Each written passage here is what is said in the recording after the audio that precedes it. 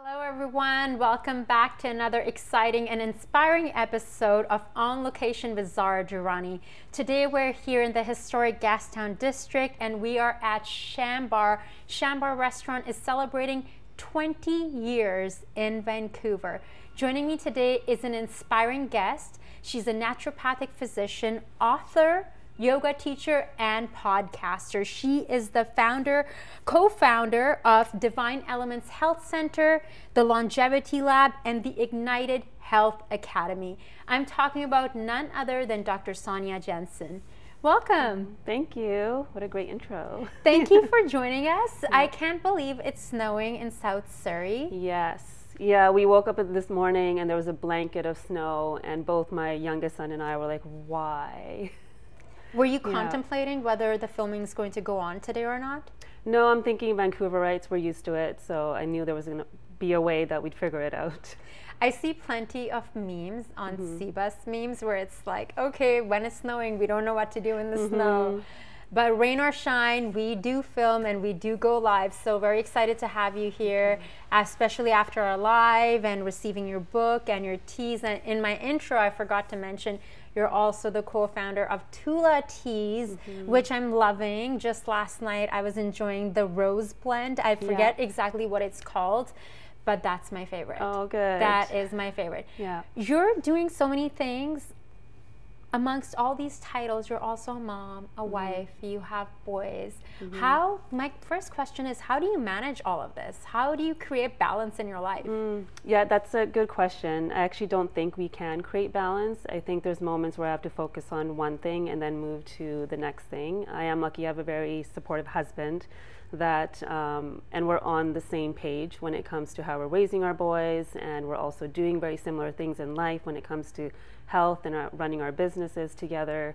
That has been really supportive.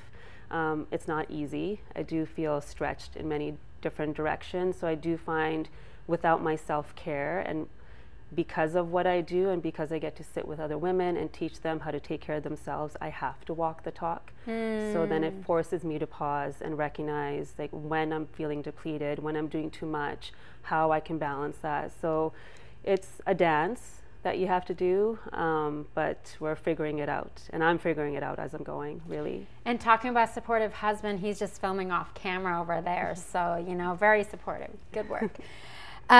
So let's talk a little bit about, let's backtrack. What inspired you to study Ayurvedic medicine, to become a naturopathic doctor, to go on this healing journey? I've always been curious about the body and just its function, so I always knew I was going to do something in terms of science or like understanding how the human body works, and really observing women around me and seeing how easily women get sick was really curious to me. And so I went through university, I did cell biology, felt like it was very boring, didn't know what I was going to do with it. I was planning on actually working with children at the time and doing occupational therapy, and massage therapy kind of fell into my lap, and I thought, okay, I'm going to do something physical with the body. Still didn't feel like enough. And I actually accidentally called the naturopathic school, and that's how meant to be, I think it was, and started conversating. Like you were meant to call somewhere else? I was meant to call my other school and ended up calling the naturopathic school. And I started asking questions, like, well, what is it? Like, what is it that you actually do? And as she started describing, I'm like, well, this is how I grew up. This is what I know, and this is what I want. So within 2 weeks, I was starting a whole new chapter in my life. And then as I started moving through those 4 years and doing more self-discovery and really recognizing my own health journey in that, and the things or the choices I was making that weren't working for me, I ended up getting a divorce during that time. I went through a lot of health stuff during that time too, and started to see that there's a reason why women get sick, and it's because of our inability to really express who we are for various reasons. And then that just kind of moved me in that trajectory of wanting to serve women and to really support them so that we can recognize that in each other. And the disease, it starts like you know, not just like in the body. There's a reason Yeah. why. I completely agree. For those individuals who are watching at home right now and who are perhaps not familiar with naturopathic medicine, can you dig deep into that for us and share us the difference in terms of like how you work with clients, with women, versus, you know, like the allopathic? Yes. Yeah. I think the other model is a bit more reactive. Like you have a symptom, you have a headache, maybe you have PMS or whatever it might be. There might be a medication that they prescribe that could support you, but it doesn't get to the root of why that's showing up. So with naturopathic medicine, we understand the body and its system so differently that we try to see, okay, what in this individual's environment is creating this challenge in the body? What's creating this imbalance, and how is everything connected? I feel like in the other model, everything's disconnected, compartmentalized. So if there's something going on in your gut, they're just looking at your gut. If there's something going on in your gut and you come to me, I'm looking at how's your stress levels, what are you eating, how are you sleeping, how are you moving, you know, what stories are you carrying with you generationally? Like there's all these different elements that influence our today. So I feel like with naturopathic medicine, we're trying to get to the root of why, like what is in your environment that's influencing your physical form. And Ayurvedic medicine on top of that, for me, when I started really reading into that and studying that, it was like, it felt like I was home. Just learning about how our body works on an energetical, spiritual, physical level, and how it's all connected. It's just so different than the other model that I think both need to exist together. Yeah. That's beautiful and very well said. You're really passionate about women's health, and especially women's when it comes to hormonal health. And that's a conversation we've been having quite a bit. We did a great Instagram live last week, and I'm excited to dig deeper into this with you here today, but also ongoing in the future. As someone who's in their early 40s, you know, the word perimenopause was just like out of my vocabulary.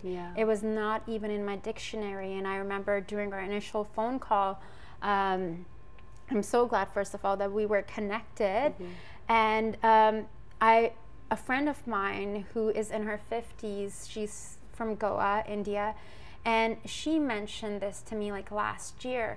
I was working on a show, loving what I'm doing, but we were doing filming days like today on a weekly basis, versus right now I do this, like we do this once a month, and which I'm very, very grateful to do what I love, to get paid for it, and acting and consulting, and just pulled in so many different directions, just like yourself.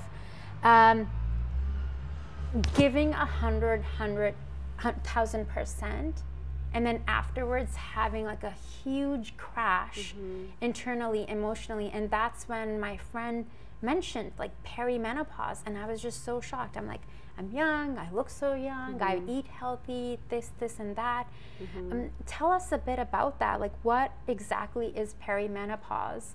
And for our audience who would be interested in hearing more about this. Yeah, so perimenopause can actually start even before 40. It can start in our early 30s, in our late 30s, and we sometimes assume we can eat the same way, do life the same way as we're aging and as our hormones are changing, but we get these moments where all of a sudden we just can't. Like, it's non-negotiable to not take care of ourselves. And so perimenopause, the definition of it is usually about 10 years before menopause shows up, we start getting these different symptoms, whether it's hot flashes, night sweats. For some women it's just extreme fatigue, low energy, insomnia, low libido, itchy ears, like weird things start to show up, more abdominal fat. So these things are happening because our hormones are now starting to change. They're starting to decline. A hormone called estrogen is really volatile, starts to go up and down. So our moods are also going up and down with that hormone. That's exactly what was happening to me. And for me, almost like, I think we spoke about this on the live and also our phone call, when you're self-employed and artist, and I wonder if it's part of like immigrant mindset too, is just like, I have to be 100,000% all the time, versus bringing some of the energy back and resting. And that was something my friend told me. She was like, Zara, you really like just need to rest. Yes. And that was like difficult Yeah. for me, because when you're producing and hosting and not just like on camera, but doing so much back end work, and just I would finish a day of filming and I would be bawling my eyes out, and I could not understand, like, where is this coming from? And I had to schedule, okay, I'm gonna sit here and do nothing. Like, I'm gonna drink some tea and do nothing. And why is that so uncomfortable? I know. How come no one, like, these conversations, like, you know, even the word menopause, like, I thought twice about posting on my Facebook when I was looking for women's health experts, especially around hormonal health. It's like, oh, what is that going to say about me? You know, there's like this idea, like, culturally of what that means, because it's like, okay, I look really young, the stuff I'm auditioning for, like, you know, it's like I never book anything in their 40s because they're like, you don't look 40, like, so I'm auditioning for in early 30s, but then my body is like, you've been pushing me this hard for so long, you can't do this anymore. Yeah, it's like, I think it's an opportunity actually when we step into perimenopause to assess, okay, the habits that I have, the way I'm functioning in life. First of all, why am I functioning that way? And you mentioned some important things like the immigrant mindset, wanting to be successful. It really forces you to redefine what is success. Like, what do I want for this like second half of my life? And there is stigma around menopause. And I think the more conversations we have around it, I think it also gives women permission to talk about it, because then they feel like they're not alone, because there's a lot of loneliness that happens when we're moving through these like weird things that are happening in our 40s and 50s, that if we talk about it, the younger women are going to understand something like this is going to show up if I don't change out of this masculine energy that I'm so used to being in. So I think the way the world functions is in a very masculine way. It's like just always doing, and being is frowned upon, especially in an immigrant home. It's almost like, it's almost to even sit down. Before the interview with you, I had this EFT tapping expert here, emotional freedom technique. And I knew for myself, like before a day of filming, like yesterday, I need to sit down, I need to do some breathing. And once I like slow down, it's like all these feelings that are like there, because when I'm like running around, so almost like what you're describing is you're coaching women and you're guiding them, instead of just giving, okay, this is the answer and here's some prescription, go home. You're really assessing the full picture. That must bring up so much. So I know it doesn't have like one answer or one solution, but for example, someone, whether they're in their early 40s or mid to late 30s, going through perimenopause, like, what are some of the things that you can perhaps share with our viewers that they can try? Well, the number one thing, if you start focusing on your nervous system, because how you respond to stress, that is actually what changes. Our ability to adapt starts to change. So even for you, when you were having those long days, your ability to adapt to that started to change, and that's because of our nervous system and that stress reaction. So if we can focus on that, so if we can do things in our everyday, like you already mentioned some really great things, spending time just having a cup of tea is going to give your parasympathetic part of your nervous system permission to relax. Doing things that help the vagal tone, which is like the longest nerve in our body that informs our gut, informs our nervous system, informs our brain, whether we're in danger or we're not. So if we can start to incorporate habits in our day that give us joy and that nourish us instead of constantly depleting us, then we have more access to those stress hormones and that energy that we need to get stuff done. And so then if we can fall in and out of these phases, it's just easier to adapt to life, rather than feeling stuck in this cycle of being on this like hamster wheel and keep going and then crashing at the end of the day. It's almost like, I mean, I'm speaking very honestly, like maybe too honestly, it's almost like learning a new way to live and to be. It's like really reprogramming. Last night, like in the evenings, I turned down my lights. And I have like very, very little lights, or like city lights coming in. And I have a dog and a cat, and I got my blanket on the yoga mat, and I'm just like doing some somatic like movements, and I can just feel, okay, all these feelings, why is this coming out? I'm doing things that I love, but it's that's what needs to be moved through the body. My mother got cancer, was diagnosed with cancer at 50, oral cancer, and she passed away at 52. And I firmly believe that that's very, you know, it's more than just, okay, because she used to smoke daily. But I know so many individuals who have been smoking and doing worse things than that. Versus I think it's very connected to emotional health and well-being and wellness in general, that it's not just that's the only reason. Yeah, I know if that's the one thing that we can even take away from this conversation is just our physical body is responding to our emotions constantly. So our emotions allow us to experience life. They allow us to put meaning onto different experiences. So when we're holding on to stories, when we're holding on to traumas, when we're holding on to stuff that's happened to us in the past, our body is constantly trying to process that. And if we don't have the tools like the somatic breathing or the yoga or the meditation or the dancing, whatever it might be for that individual, we're storing everything. And in that storage is where the body starts to either whisper or scream at us. So when we can start to understand that connection, and how I bring the hormones in is that the emotions will inform the hormones, and then cycle back, the hormones will start to tell the emotions how to react to. It then starts to influence our everyday relationships. So what that can look like in our daily practice is like we could be in the car, there's traffic, and we're getting triggered. We could be talking to our partner, everything's okay, and all of a sudden we're triggered, not even knowing where that's coming from. So having tools to help support that nervous system helps us pause and recognize, is this about this moment? Is it about something else? And how is that impacting how I'm feeling in my body? What does your personal daily practice look like? So today, for example, I woke up this morning, I have my water. Are you an early riser? Are you like the 4 or 5 a.m. club? No, I tried that for a little while, and I was, because I had to be when the kids were small. I'm recognizing in perimenopause I can't be. So my wake up is between 6 and 6:30. Nick's probably grinning right now over there. That's still pretty early. Is that early? I think it's pretty early. For us, that's like sleeping in. So 6:30 is kind of max, and then I get up, I have my water, I do my 20 to 30 minutes of movement, some breath, closing my eyes even for 30 seconds because then I can like hear. Yoga or like lifting weights? A mix of all of that. So a few days a week I'll lift weights, and then I'll do some more like stretching, maybe a HIIT workout, yoga, all of it. So I like variation.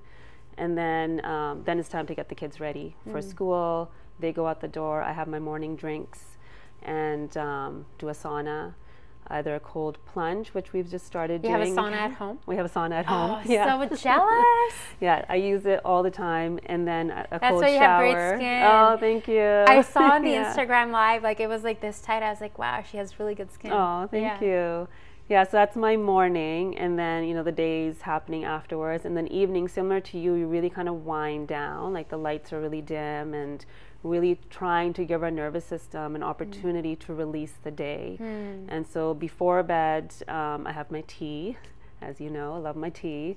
We'll kind of have a snuggle on the couch. If I'm reading a good book, I'll go read a book in bed. And yeah, just really consciously trying to let go of the day before bedtime. I'm sure it must be really helpful to have your partner who's also he's a naturopathic doctor as well. And then being on this journey of like inspiring each other and learning things together. And you guys were also doing a podcast, which I just followed on Spotify. I'm excited to dig into that. So that must be very interesting. And I saw on your social media, on your Instagram, you're really into cold plunging, which I recently kind of really gotten into since like January 1st. And depending on how I'm feeling tomorrow, we plan on going for a sunrise cold plunge at 7 in the morning at Jericho. I don't know, should I share that on Instagram Live? You'll have a whole bunch of people joining you now. But it's really amazing. Like I need to get better at the breathing, and I'm not sure how you're, I get really, really frozen. I think my I need hands to get tingly. For me it's the feet. My feet are okay. It's my hands and my elbows, which is really strange. So I keep my hands out in our little barrel for now. And I actually thought I wasn't going to do it until the summertime. I was like, you know, then it's a better time to do it. But Nick, of course, is doing it every day, and then you got my kids doing it, and I am a bit competitive, so okay, I got to get myself in there too. And now I'm up to minute and a half, 2 minutes one day I did. Yeah. Okay, you're like me. Yeah. So we'll go in a group, and over the weekend I decided to stay in because listening to the body and deciding, okay, I have a big week of filming ahead, working on a few other projects this week, and decided to not go. But my friends had mentioned that someone who's a breathwork practitioner came and led them through some breathing first. Yeah. And then even in the water, and some of my friends who would normally stay for 30 or 40 seconds stayed for 4 minutes. So the breathing part of it, I still need to tap into. Like, my excuse is, I'm brown, I wasn't born in this country. I'm from a very hot country, like me and cold, it's the same with like snow sports. I'm like, okay, I don't know about that. Yeah, no, I hear you, I'm the same. Yeah, but there's so much benefit so to I it. want to talk about benefits. So rather than someone who hasn't really studied the science of it, you're a doctor. So I would love to hear about like the benefits of cold plunging. Yeah, so it regulates your internal system in regards to temperature. It also helps with weight loss because you're increasing the brown fat, which is like that healthy fat that will quench the rest. It's also just invigorating for your hormones. So you're increasing testosterone, you're revving up your adrenal glands. So for those of us that are maybe really burnt out, there might be times in your cycle where your body's just not going to allow you to do something like that. So that's something that you really want to be mindful of. So it's helping. I think the last time I went, I was on my cycle, and like I could only stand for like 30 or 40 seconds. Yeah. So from an Ayurvedic perspective, that would be a total no. To do it during your cycle or even a week before your cycle. Oh, no way. Yeah. So you really want to assess like what's happening during your cycle. It's like your body's trying to release and it wants warmth. So that's when like the hot water bottle or the teas and the soups, like things that are very nurturing. Doing a cold plunge is amazing, but it's activating something called hormesis. So it's stressing your body. So you have an effect afterwards that will help support growth and metabolism and all those things. That's really good to know because I am sure like there's a lot of women out there. For me, it's like I go with a bunch of friends and they're like, we're in a group chat, okay, we're all going, and I feel like I have to be a joiner, we're going. But this Saturday I consciously decided to not go, but I did go on my cycle, and I did wonder that, what that would be like. I didn't really do any research around that.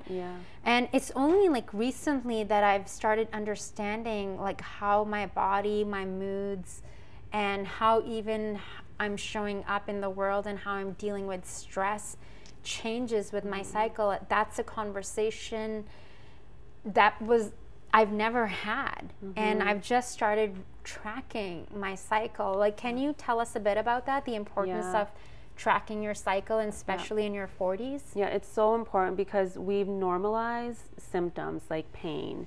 We've normalized women taking a bunch of Advil a week before, feeling bloated, feeling anxious, feeling depressed. We've just normalized it, but really that's your body's way of saying you're out of tune, you're out of rhythm. So then if we can learn what the actual rhythm is, we can make different choices like we've been talking about.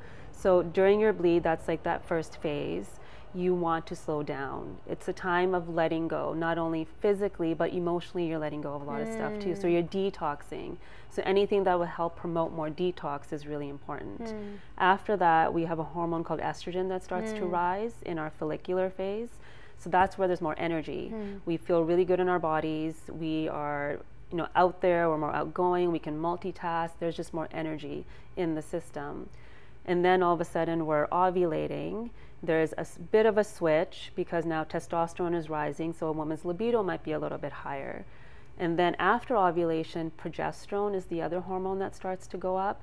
She asks us to rest, nurture, and really be slowing down. But we don't do that. We can't follow that cycle because of life. But if we can understand, okay, in these last 2 weeks of my cycle, my body wants me to rest. I have to bring more nourishment in. I have to slow down. How can I balance that with a fast-paced life? So if all day I'm on the go, I've got kids or I'm working, I've got my career, whatever's going on, what can I do in the evening to serve that nervous system, to serve those hormones? It's when we don't serve it, that's when we're feeling pain, that's when we're feeling anxious, depressed, all the different things. So we do have mood fluctuations. We have hormonal fluctuations throughout the month. We're different every week. And so the more we accept that, the more we tune into that, we can make better choices with food, movement, saying no, having boundaries, healthy boundaries around our cycle too. It changes everything on how you're relating to yourself. Thank you. That's very helpful and informative. I find it fascinating, like literally 5 days, or normally it's like 2 to 3 days before my time of the month. I have to be careful with YouTube. Right. They're finicky. I'm super on the cleaning spotless wagon. Like everything, I need to get rid of things and organize and bake and make soups. Like I'm like, what is going on with me? Yeah. It's kind of like I baked all these cookies and I'm not even eating everything. I just like need to. It's like Martha Stewart. What? It's like your creative power comes out then. Yes. Yeah. And I don't want to be out in the world socializing or going to any events or having to talk to people. And certainly in the past, I've pushed myself, like I've pushed my body, and I've done the thing of it's kind of fascinating that before I did my yoga teacher training, I used to have terrible pain during the cycle. Yes. Yeah.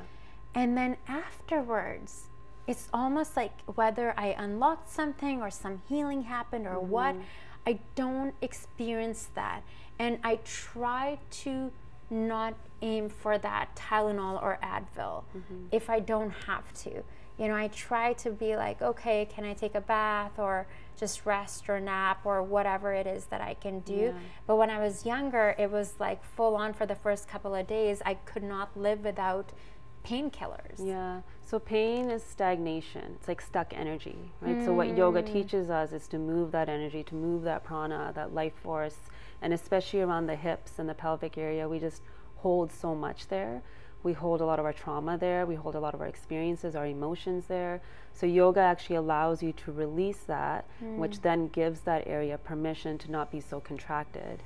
And then, getting more into like the physiology of it, there's usually like a liver component, there's stagnation there. So supporting the liver can be really helpful for women and if they're having cramping. So there's different things that we sometimes are doing in our everyday that's creating that contraction in that area. Yeah. I want to talk about the book. What inspired you to write this beautiful book, Woman Unleashed? I love the cover. Release your story, revive your hormones, and reclaim your freedom. Thank you. So I really started to notice a pattern with women when I was supporting them in my clinic. And part of that pattern was like, they're coming in with these symptoms, hot flashes, night sweats, all the things. But there was always a story behind it. And because these symptoms were really getting exaggerated in perimenopause, what would sort of unveil itself is that she often had some sort of trauma from before, a micro T trauma or a macro, which then informed her identity, her beliefs about herself, her self-talk, the choices she was making in her daily life, which then changed the environment, which then changed the hormones. So we often, we've been talking about hormones, and someone might walk away from it saying, I'm blaming everything on my hormones, and not recognizing that they're just responding to our life. They're responding to how we think. They're responding to the choices that we're making, the environment that we're in. So these stories that we carry on our backs from generational, that we may not even be aware of. Like for us, for example, having ancestors from India and Pakistan, partition is a huge part of our story. And we don't realize that generationally that changed some components of our ancestors' physiology and how they adapt to stress, how they digest food. Like there's all these changes that happened, which then is informing my body. And then I go through my own stressors throughout life that is also informing how I respond to stress and just my body and how it's functioning. So I really wanted to weave that connection for women so they understand that how we're responding today may not even be about today. So how can we discern that and understand that so that we can be fully ourselves and kind of release the identities that the culture's given us, or the behaviors that we're supposed to do, or the shoulds, the coulds, like all those things, and like how do we unleash the woman that's really in there, that's already wise, that already has the answers, that already knows what she needs. And so the purpose really was that, to just unveil that, one, you're not alone, and two, that your story is really important, and three, that there is a solution to no matter how you're feeling right now. So that's really fascinating. You talk about the generational trauma. How does one go about healing that? I think it's so individual. For me, it's been a lot of first understanding what that is, and then processing it through my body through movement and yoga, and constantly self-assessment and breath. So, you know, we've been talking a little bit more about breath, even in regards to the cold plunge, but like breath is your best friend. And it's the way that you can really move stuff out of your body. And the moment we become aware that we're carrying a story, we're already doing the work. Because now we can do that discernment, that work. We can support the physiology too. So by breath work, you mean like transformational breath work, like just meditation and breathing, or breathing into that space? Like, is that something, because you also teach yoga and you work with women, you also do workshops? I would love to hear more about that, but how, like, is that something people can come to you directly if they recognize that, okay, this story from the past, whether it's from their childhood or from their families, ancestors, that this is something that's affecting them even today? So how would someone come to you, and how would you help and support them through that? So often during a visit, when we're having a conversation, and if something, that kind of a story comes up, I will run like a visualization with them in that moment. I'll give them homework when it comes to breath work. So I'll teach them some form of breath work to do, whether it is just yogic breathing. Sometimes it's as simple as that, because we often are breathing from here and not from here. And so when we can start to learn that we're holding so much just with our breath, and how do we just kind of release that, the visualizations I do is really kind of going back to their like little person, right? That inner child, and seeing her for who she is. So we do visualizations like that, depending on what's going on for the woman in that moment. And then I give her homework, and then we come back and we do some more work. We haven't done the workshops in a while since COVID, but that's something I'm hoping to bring back in the next couple of months, so I can gather women and we do that together. Because often... And is that something you would do in South Surrey or in Kits? Probably South Surrey. Okay. Yeah. Because often when we're just constantly talking about what's happened, we're just kind of reinforcing the story over and over again. But I find when we can be aware of it, now we've named it, now we can consciously release it. And just that, it just, you just see women exhale all of a sudden. They're like, oh, okay, like I thought there was something wrong with me. You know, I've been holding on to all of this for so long, but I'm not alone, and I can do something to release it. And earlier today, I brought on someone who does EFT, as I was mentioning earlier, tapping, and then she led me through, because she was picking and sorting, okay, what do you want to work through? Okay, let's work through manifestation, because I was like, okay, that'll be the least, like the most chill for camera, because normally when I do tapping, it's like emotions, and with that sound. But it was fascinating, because she's like, we're going to do the first 2 rounds and really talking about the fear of what's holding you back from wanting what you want in your life. And like, you know, you don't need to like say it on camera, but like, and it was so fascinating, like closing my eyes and going there, it took me to this very like specific age and moments and feelings and visuals. And afterwards, like then focusing on the manifestation, like exactly what I wanted, like a picture came into the mind's eye, and I noticed like just shoulders relaxing, spine, like this like warmth coming on. But it's truly fascinating like how the body holds. I know I breathe through here, like I'm like breathing through here, like I have to work on like, okay, connecting, relaxing the base of the spine.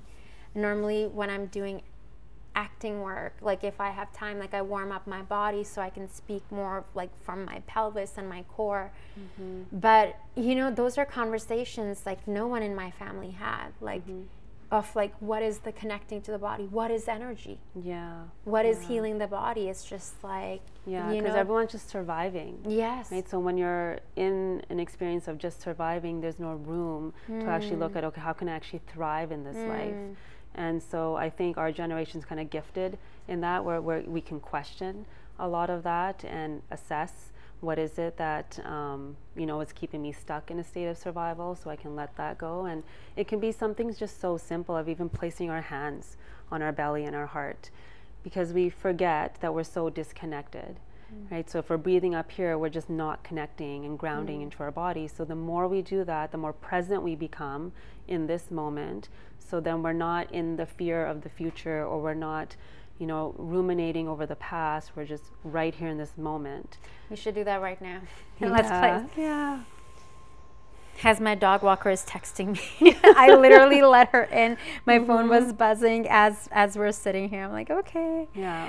And another one that a friend of mine actually taught me was just placing one hand here and then one on the forehead. Yes. Like, I find that is really helpful too, because it just kind of tells your mind that it's okay to relax. It's okay to calm.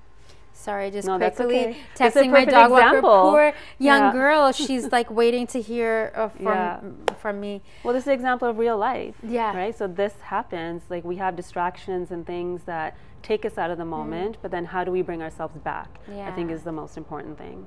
So true. In your book, you mention, I found this quite fascinating. Okay, pause moment. This is on page 35, chapter 2, The Unmasking. Grab a large piece of paper, draw a triangle, and in each corner write the Duchess, the Damsel, and the Diva. Write out the traits of each in the triangle and reflect on moments of your life where you feel you play out those roles. So I loved how you were describing those over the Instagram live, and I'm assuming that this is some of the work that you do with your clients or in those workshops, which I really would love to attend. And it'd be great if you do some in Kitts or in Vancouver. I'm happy to suggest some spaces who would I could do it at my clinic. You could think about it. Okay, great. So let's talk a bit about the Duchess, the Damsel, and the Diva. So those are just different archetypes that I created around the roles that we have in life. And sometimes, depending on what season we're in, we may be one more than the other. So the Duchess is the CEO. She is in charge of so many different things, multitasking all the time, on schedule. Yeah, I mean, I'm probably describing both of us right now, especially in like where we are in our life at this moment. But because of that, she's on the go all the time, and it's really hard to just be. So it has to be a conscious effort to be. But what that takes away from her, yes. I was having this conversation over lunch with Julian, my camera operator, editor, stills photographer. He's doing multiple things. I literally feel like I'm always behind. Yeah. Because you're catching up. Because there's so much to do. Because not only am I hosting, producing this show, I'm so grateful. Like, I just really want to say that out to the universe. You know, acting and content creation as an influencer. Like, I work with brands and having a dog, and then I decided, okay, over the holidays I'm gonna get a cat and this, and booking jobs. Like, I'm on a commercial in 2 days, and just like, I love that. But also what it does for my nervous system, only now I'm recognizing. I really used to thrive on a little bit of that chaos. Yeah. But I'm recognizing now I have to really work on the peace. Yes, the peace. Yeah, it's so important. I think you said something really important, like loving the chaos. And so, like, you're going into that, right? I think it's so important, though, to assess that. Okay, what about the chaos do I love? Because often what I find for a lot of women when we're stuck in this cycle is it gives us some form of importance or significance.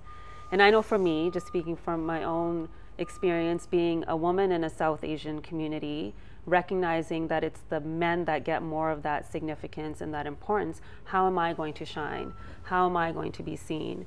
And so if I'm in that masculine energy and doing, maybe I'll get recognized. I remember even after writing this book, I'm like, okay, now I'll get a pat on the back from my parents.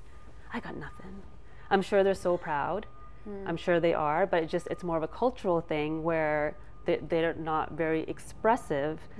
But then I had to really pause and be like, well, then why am I doing all of this?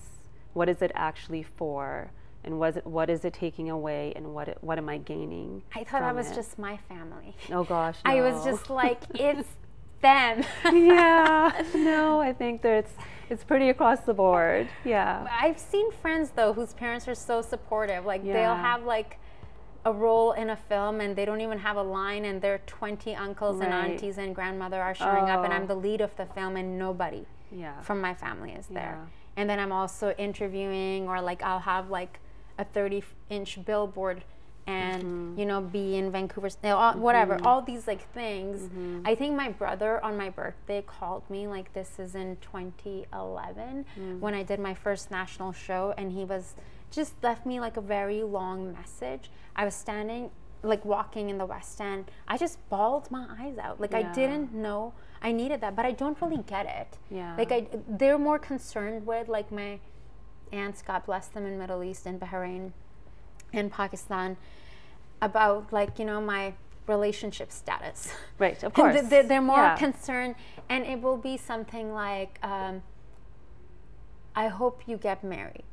I just pray for you to get married. So I remember I was in Paris. I'd just gotten back from Uzbekistan, where the government of Uzbekistan invited me, and I was on my way to New York for the UN Climate Action Summit in 2019.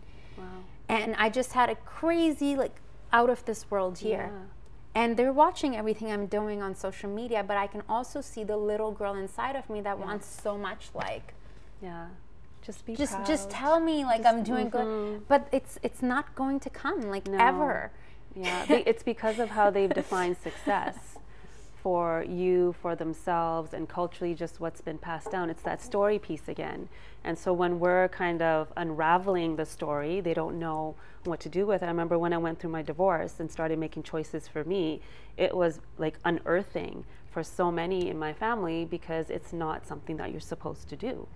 And so I think that's what the Duchess does. She really does like break those glass ceilings, and it hasn't been until, and this is something I'm still working on, releasing others' expectations or releasing the pat on the back from them. But that's human Yeah. of you to share that, because like that was something you mentioned on Instagram Live too. I was like, thank you. Thanks for saying that you don't have it all figured out. Because No, I don't. when My people tell me goodness. that they're like, I'm just like, okay, I'm the only one who's working through this. Yeah, no, even today I was like, do I tell my parents I'm going on this live show? No. I just put a message into my family group, I'm going live somewhere, find it. Yeah. Let's see if you find it. Well, it will be Yeah. up on a broadcast on TELUS Optic Okay. Channel 9, and then the edited version will be uploading, like this afterwards, we're going to be uploading this on, like, they can find it, like I'll share Yeah. it with you. But, you know, I would prefer that everyone watches our Sony our cameras, Yeah. because this is live on through cell phones. Got it. But then, you know, it's like we'll be posting clips and everything. Yeah. But there was something, yeah, that's a very interesting thing. And to be quite honest with you, Sonya, this is like the first time that I'm like starting to voice these things, because they have been in the back of my brain. And, you know, I would get envious of like my friends, like who I feel like doesn't matter, like even from our culture, a different culture, like my family is sort of, you know, and like learning to like really reparent. Yes, for me it's more remothering, but yeah, like Yeah. reparent yourself, so that you start to see that the most important person really is you. And that's why I do those visualizations, to take women back to their younger self, is to like really understand that you can give yourself that love.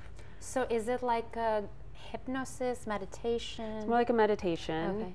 And it's a process of kind of going back to that, you know, that moment where maybe you started to realize the world just doesn't work the way you thought it did. And you're not really being seen the way you thought you were. And so we see it even in our boys, right? Like I see moments of like, they're looking for my facial expression. They're looking to see if I approve of who they are and the choices that they're making. But, you know, we're a bit more conscious of that. I think the generation before, what's happened for me is I'm starting to see my parents more as like humans. Like, okay, they're immigrants that came here in the 70s, surviving, trying to give us the best life that they could. and they were stuck in survival. So that's all they could do, because the generation before that probably couldn't even do that. So I think the more I've humanized my family and recognized that we all have our stories, it's helped me kind of release that entanglement, I would call it. But again, still working on it. Yeah. Yeah. For me, I've had to have space like over time, and it's required. And yet at the same time, like learning that, you know, that is something that brings me grounding. But it's certainly like a work in progress, like a big, you know, and it's things like affirmations, like mirror work, or, you know, just like talking to myself. Something you mentioned earlier was dancing. So one of my cousins on my dad's side, like she lives in Montreal, so she calls me, she's like, you're the rebel queen, you know, and she's like, I followed in your footsteps. And she traveled like around the world as a teenager. She's doing really well. She's an astrologer, and she mentioned to me she did like a reading for me, like astrology reading. Like Vedic astrology? Yes. No, just no, like just regular. Yeah. And like all these like celebrities like follow her. She's been featured in Forbes magazine and doing really well for herself, and teaching like retreats in Egypt and different places, like really cool stuff. And she said to me, she's like, you need to like dance to get in the feminine. It's sort of interesting because back in the day, like I've mentioned to you earlier, I'll be 10 years sober in September, and you know, it's like I worked in bars. I would, you know, I enjoyed my drinks, and it's like I don't really go out anymore. Like I'll go to awards and film festivals and fashion week and things like that, and then after like, I don't know, 10 o'clock, it's time for me to sleep or walk my dog or something like that. But I don't really have that movement that's so like this thing. So since she mentioned that to me, and there's something about that moving the body, whether there's music or not, and for no rhyme or reason, how that movement affects me afterwards, how my mood and my emotions, and how it gets me in touch with my feminine. Because I know, like, even if I look like this, I know I'm very much in my masculine. Like, because to do the things that I've done, it has to be, you have to be in action to do it. It has had to be. Yeah. Oh, I like how I opened the I deserve rest. There you go. That was a good affirmation for you. Oh man, like when you said, I was like, oh snap. Dancing's huge. Like, I grew up dancing and teaching dance too, and it was really, so what it was kind a of part dance? Mostly Bhangra, and then I would bring in some like I saw your dance and moves stuff over the weekend on your Instagram. Yeah, so we as a family we actually danced a lot, and it was something that I couldn't pursue further because just culturally there were a lot of boundaries on what, you know, I'm supposed to do. I'm supposed to go to university and become a doctor or a lawyer. I still ended up becoming a doctor, but that was kind of my creative outlet. So now, especially when I'm home alone, so the days that, you know, someone stays home and doesn't go to work, it really hinders my dancing that I get to do on my own. I'll just put on music and start dancing. And I think it's so important to kind of move your body and feel so grounded. And it's the time for me that I feel the most present and that I feel the most connected, not only to myself, but even to source. I think it's such a beautiful form of expression when we can't have words, or we don't even know what words to put to an emotion, or how we're feeling, or what we want for ourselves, even what we want to manifest. I think it's such a beautiful way to just express it through the body. And there's the joy element in it, and I feel like I became so in the, which I feel like really blessed and like manifesting and like more in here and like action, whereas it's only over the last 10 days or 2 weeks, perhaps like our conversation really helped, like even on the phone, even before Instagram Live, but like really feeling this need to do these guided meditations and like rest my body consciously morning and evening, because I can feel, I just carry it all on in my back, my shoulders, my lower back. I can feel it right now. I have to, and so I recognize that, and then through dance and through that movement, I'm sure that when you're leading these workshops or through, you do online Zoom coachings as well, groups, and I'm sure it must be alien, like some of these conversations to so many people, because I didn't recognize that something as simple as dancing that I used to do a lot, how it can shift my day. Like I saw someone on Instagram post the other day, they're like, they have a sticky note before their door that you cannot leave the apartment, the house, without dancing, because then your body or the way you're showing up in the world, it's just like a little bit lighter. You're not maybe taking things so seriously, so like maybe reactive. More flexibility in just how we're responding to life, because it's in the rigidity that we not only emotionally shut down, but even our physical body shuts down. So dancing is just, again, that beautiful flow, and flow is feminine. And so that masculine and feminine, we have both inside of us, that yin and yang, but it's when we're stuck in the masculine that we forget that we can actually manifest a lot through flow. That is actually when something shows up in our life, through creation and creativity and flow, when we're more in our feminine. So yes, it can be foreign for some, but I make everyone dance. So even when I do a talk, like I did a talk at something called the A4M, which is kind of this prestigious like hormone education, I had people on their feet dancing. Because I'm like, we have to find ways to come into our body to be able to actually even receive what it is that we need. And you would think like, okay, a doctor is like telling me to dance. What? Here I'm like doing all these charts on like stress and studies, and like, okay, now get up and dance. I love that. It's that joy, like the little joy, because even for me, like I know when I'm doing, because I was saying the other day that being a producer, it's just like a fancy word of saying you're like an admin person, because I'm doing all these emails. Like I love it, but it's like learning to have that breath in between. Like it's that work in progress. It's like breathing, sitting with that breath. For those watching at home, how can we bring, like for those women like ourselves who are very much in their masculine, other than dancing and yoga, how else can we tap into our feminine energy? I would say create a joy list. So find what it is that helps you step into that feminine energy. So that could be time with girlfriends. One of the main hormones is oxytocin that we need. And so that hormone we produce when we're around other women and having conversations like this. And it's the hormone, that's the love hormone, that helps us feel relaxed in our body. So whatever we can do to entice more of that is so important. So that could be, you know, just hanging out with girlfriends. That could be giving your partner a hug. And he's probably laughing because that's what I struggle with. Showing some affection. I love your guys' videos together. And to be honest, it's really lovely to see.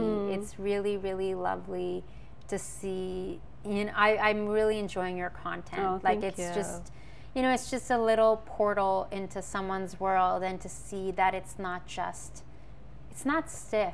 You know, it's like welcoming, and I love seeing your guys' videos together. I think it's really beautiful. Thank you. Yeah, I think it just gives other women permission to be themselves a bit more, and to recognize that we're all in it together. And there's, you know, it's never too late.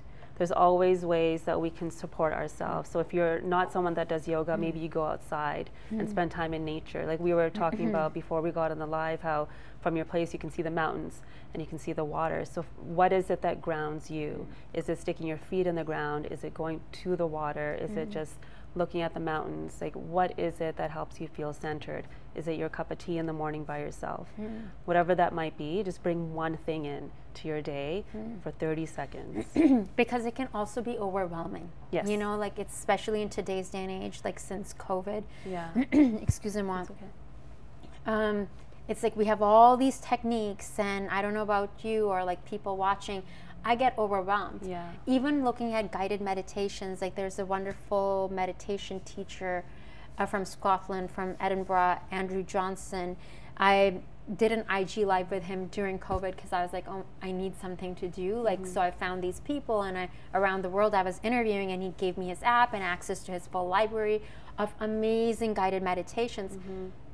Amazing meditations. I get overwhelmed just even picking. I know. Okay, there's 20 meditations for visualization, abundance, fears, stress, happiness.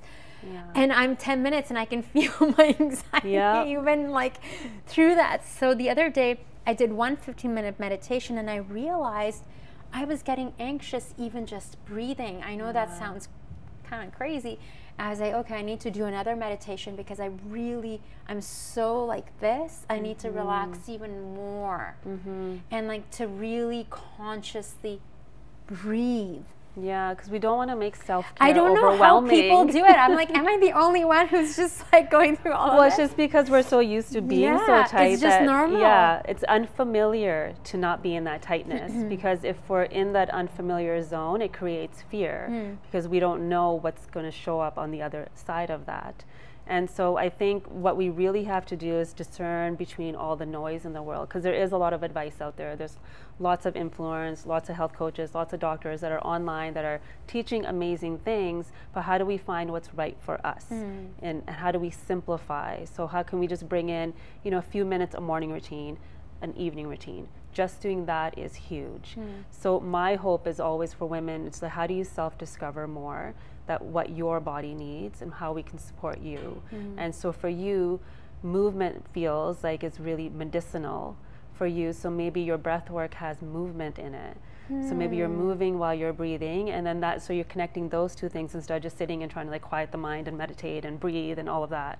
So maybe it's movement. Wow, that's fascinating, because for me, like, I found like all these somatic like exercises on like TikTok, because a couple of years ago, one of my friends who's a therapist, and he said to me, okay, like, you know, a somatic therapist would be like really good for you, because I was noticing like I would get really like shaky, and like not, I mean, my hands normally just shake too, but like in certain situations, and I was surprised that I can speak in front of an audience of 10,000, and I'm like, but there would be certain situations that I would be sitting, and and I was like, okay, what's happening?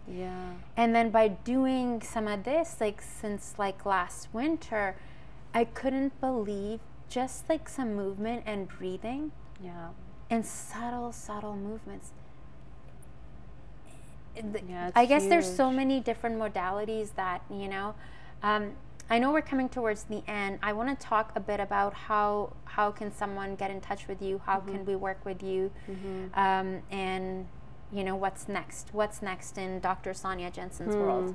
So to get in touch with me, you can just email info@drsonyajensen.com, or if you want to get to know what it is that I do, just follow me on Instagram. Dr. Sonya Jensen is the handle. But what's next, I wrote another book, so that's coming out 2025, so I'm really excited about that. It's connecting the dots even more between our hormones and our emotions, and especially our relationships, and how that's all interconnected. I will be down the line also releasing a new podcast, so that's kind of my masculine action-oriented things that are coming up. We need both, because that's how you're also spreading the message, and we're having this conversation. And you know, I was so happy, as I've mentioned, that Sunny tagged you, and so happy to also connect with a South Asian naturopathic doctor who's on this journey. And like, you know, I immediately felt this connection and like feeling like we're speaking the same language, but I also feel like I can learn a lot from you. How before we wrap up today, what can someone do at home today who's watching to regulate the nervous system, other than the things we've talked about? Yeah, so I think the breath is where we can go back. So placing your hands on your body and just taking that deep breath through the diaphragm, expanding the belly and the chest, suspending. I think my jeans are really tight. I purposely wore not tight pants today. And then releasing it with a sigh. So like just placing your hands on your body can be so big. And so I'm going to add one more thing there. So at nighttime, get some oil. Oil the soles of your feet. Like give yourself that like self-massage, sesame oil. Okay. So give yourself that like self-soothing massage. And sesame oil is warming, right? It's like a warming oil, because I have poor circulation. Like my hands and feet, like especially when I do cold plunge, my feet feel like they're being stabbed. Like pins and needles. So sesame oil afterwards would be great. Okay. Do you think I could even jump in with sesame oil and be like, I don't know about that. No, I mean, maybe in the sauna. I do that before the sauna. Yeah. Okay, that's really fascinating. That's truly fascinating. I also want to talk about Tula Teas, because you're the founder of Tula Teas, and you have an event coming up. We do. We have an September. event in September, yes. So Tula Teas supports a clinic in India called Mata Jaikor, and the clinic is based out of a relative of ours' home who lost his mother at birth. And he wanted to give back to the community and to create this clinic where women can come and get basic needs met when it comes to prenatal health, postnatal health, mental health. So they've partnered with different universities in the US too, and now they're doing studies there where they're actually training women to become counselors for the community. They're connecting women to the hospitals, they're teaching them about their bodies, like such beautiful work. So we're creating an event for them in September where all the donations will go to these women that are supporting other women. So Tula Tea is a company that my sister and I founded in the name of our nani, our maternal grandmother, because we love tea and we want to share that with the world. And it's one of those feminine things. It's one of those things that gathers where we get to sit together and increase our oxytocin by chatting.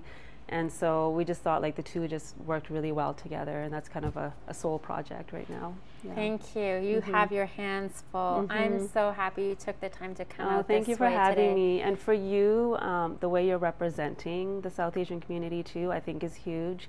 I remember growing up not seeing that at all. So as a young girl, I couldn't dream that, oh, that could be me. Maybe I could be a dance choreographer. Maybe I could have done that. So you just being in this space, I think, is huge. Thank you. What you're That doing. means a lot. Thank you so much. I connect and recognize with that very much. I think the Random Thind, there was like an article about me in the newspaper, and she got in touch with me, and I was shocked. There is a South Asian woman who's speaking Punjabi, even though I speak just bits of Punjabi, on Channel M. Yeah. And she brought me, and I was so scared, not breathing at all, but it just planted a seed to see her.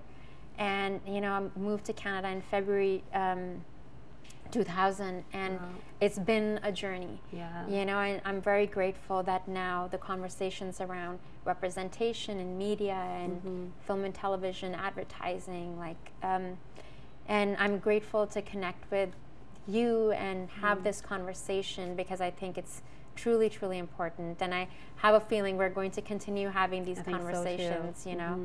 And I feel very grateful you came out today. Thank you for having me. Make sure to grab a copy of Woman Unleashed. I love the title. I love this picture here. Thank you, Dr. Sonya. I hope you're going to be doing more of your women's circles and workshops, because I really want to come to some of those. I'll trek out to South Surrey, but, you know, let us know if there's one in Vancouver soon, because I truly think that that's a great, we have a big need for that right now, you know. Absolutely. Thank you. Thank you. Well, I hope you all felt inspired today. If you did, please do make sure to get in touch and let us know. Until next time, I'm your host, Zara Durrani, and you're watching On Location with Zara, produced with the support of TELUS STORYHIVE.